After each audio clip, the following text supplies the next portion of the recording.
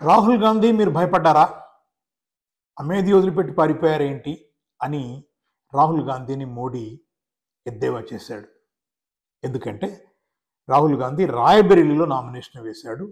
ఇక్కడ లాల్ కిషోర్ శర్మ అనే ఒక అతను అమేథీలో నామినేషన్ వేశారు. స్మృతి ఇరానీ తనను చూసి భయపడి అమేథీ వదిలి రాహుల్ రాయ్‌బరేలీకి పారిపోయాడు అని కూడా ఆవిడ మాట్లాడుతున్నారు. నేను నా కసి తీర్చుకునేదాన్ని ఓడించి నాకు అవకాశం లేకుండా చేశాడు అని కొంత బాధ కూడా పడుతున్నట్టున్నారు ఆవిడ. ఈ నేరేటివ్ ఏమిటిది అంటే నిజంగానే రాహుల్ గాంధీ అమేథీలో ఓడిపోతానన్న భయంతో వెళ్ళి రాయ్‌బరేలీలో చేశాడా? నిజానికి ఇవి రెండు పక్క కాన్స్టిట్యున్సీస్, దూరం ఏమీ లేవు. ఈ రెండు ఎంతో కాలంగా వాళ్ళ కుటుంబం చేతుల్లో ఉన్నాయి. సోనియా ఒక దాంట్లో ఉంటే రాహుల్ ఒక దాంట్లో ఉండేవాళ్ళు. అంతకుముందు రాజీవ్ గాంధీ ఉండేవాడు, అంతకుముందు ఇందిరాగాంధీ ఉన్నారు. ఈ రెండు కాన్స్టిట్యున్సీస్లో వాళ్ళ హోల్డ్ ఉంది. పోయినసారి రాహుల్ గాంధీ వాయనాడ్ నుంచి కూడా చేశారు, మళ్ళీ చేస్తున్నారు. ఒక పక్క అక్కడ చేస్తూనే మరొకసారి సందర్భాన్ని బట్టి ఇందిరాగాంధీ మెదక్ నుంచి చేశారు, చిక్మగళూరు నుంచి చేశారు కర్ణాటకలో.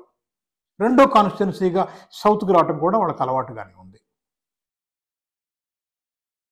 కానీ ఇవన్నీ పారిపోవటం కింద కాదే.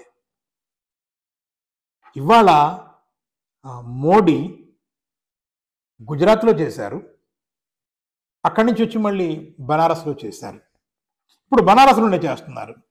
గుజరాత్ వదిలి ఆయన బనారస్ పారిపోయారని అనగలమా?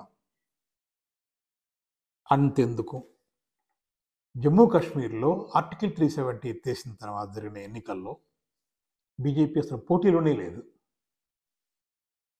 మీరు అక్కడ ఆర్టికల్ 370 ఎత్తేసి హిందువులందరికీ విముక్తి కలిగించి పెద్ద ఎత్తున చేశారు కదా, పోటీ చేయాలి కదా. మరి జమ్మూ కాశ్మీర్ నుంచి బీజేపీ పారిపోయింది అని అనాలా? దాని గురించి ఏం మాట్లాడదాం. అంతెందుకు, 10 ఏళ్ల కాలంలో ఒకే ఒక్కసారి కూడా ప్రెస్ మీట్ లేకుండా నెట్టుకొచ్చారు మోడీ గారు. విలేకరులంటే భయం కాబట్టి పారిపోయారనాలా? కరణ్ థాపర్తో జరిగిన ఇంటర్వ్యూ మధ్యలో నుంచి మైకు పిక్కేసి వెళ్ళిపోయారు మోడీ గారు. ఇంటర్వ్యూ నుంచి పారిపోయారన్నాలా? ఈ నేరేటివ్లు ఏమిటి? రాహుల్ గాంధీ ఒక పౌరుడిగా ఒక 5 ఏళ్ల కాలం తర్వాత తాను ఎక్కడి నుంచి పోటీ చేయాలనుకుంటే అక్కడి నుంచి పోటీ చేస్తారు. గెలిస్తే గెలుస్తారు, గెలవకపోతే ఓడిపోతారు. మీరు ఓడిపోతే ఓడిపోయారని చెప్పండి. కానీ ఆయనని మీరనుకున్న డబ్బాలోనే ఫిక్స్ చేసి మీకు అనుకూలంగా మీరు అనుకున్నట్టుగా లేడు కాబట్టి విమర్శించడం అనేది సరైనది అవుతుందా? అదే అయితే మీ మీద ఎన్ని విమర్శలు చేయాలి? వీటన్నిటికీ మీరు పారిపోయానని అంగీకరిస్తే బహుశా అప్పుడు రాహుల్ కూడా తాను పారిపోయానని అంగీకరిస్తాడేమో, చూద్దాం మనం. Thank you very much.